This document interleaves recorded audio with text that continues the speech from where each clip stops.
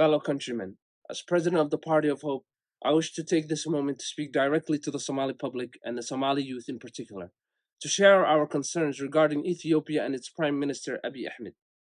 As some of you may already be aware, on 13th October 2023, Prime Minister Abiy Ahmed declared his nation's natural right to access the Red Sea, even by force if necessary.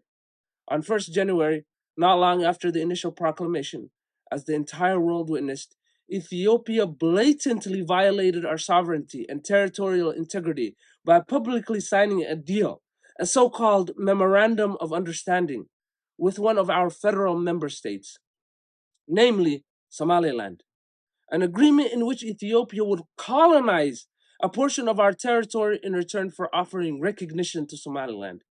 This reckless act defies global norms, posing an imminent threat of regional violence and instability across East Africa.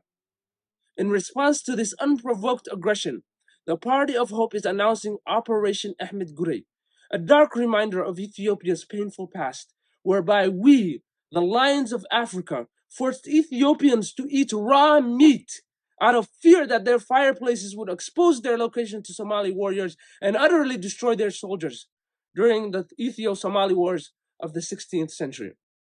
We must remind them of the 1977 war that led them to call upon a Russo-Cuban intervention as saviors who would protect them from the wrath of Somali onslaught, which brought Mogadishu's forces to just several kilometers outside of Addis Ababa. If they forgot, we are prepared to re-demonstrate this incident to Ethiopia. To that end, and in line with our position, my office will convey these 4 recommendations to His Excellency Hassan Sheikh Mohamud. Number 1, we demand an end to all diplomatic ties until the Prime Minister withdraws completely from the deal. Number 2, beyond diplomacy, the government should immediately pursue regional military alliances, especially with our Egyptian brothers. Number 3, we must urgently initiate operations within our Western occupied territory, actively supporting the Ogaden National Liberation Front in their unwavering fight for decolonization, a mandate we have failed to deliver on in recent decades. Number 4, we must also create a bond with the Ethiopian member states who have long been sidelined by years of oppressive tactics. Indeed, we shall conditionally recognize these states as an independent countries. Ethiopia will lose their Nile Dam.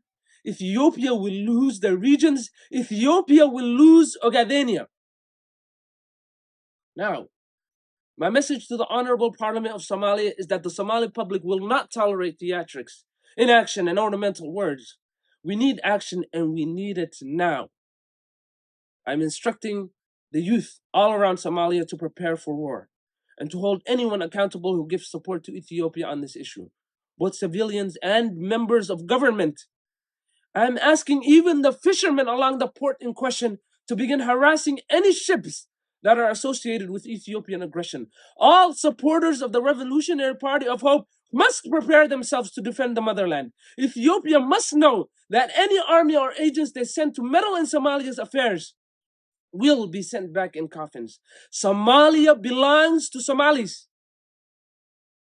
Finally, we would like to thank the Organization of Islamic Cooperations, the Arab League, the United States, the European Union, the African Union, for standing with Somalia during this time. And more importantly, the Somali people, both at home and abroad, who came out in droves to oppose this agreement. We call upon the regional body IGAD, who still has not apologized, to publicly retract their statement on the ongoing situation which contradicts the organization's fundamental principle of respecting state sovereignty.